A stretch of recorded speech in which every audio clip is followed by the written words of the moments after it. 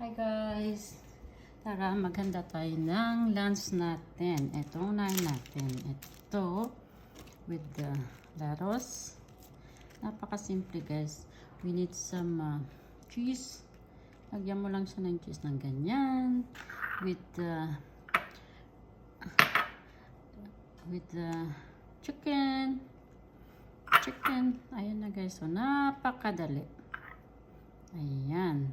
Tapos ng chicken. And then mustard. Mustard. I like mustard guys.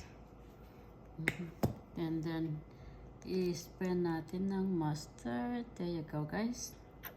And then of course lagyan natin ng tomato. Ayan. Ayan na guys. And then gaganan lang natin. Tapos pabalutin lang natin ng ganyan.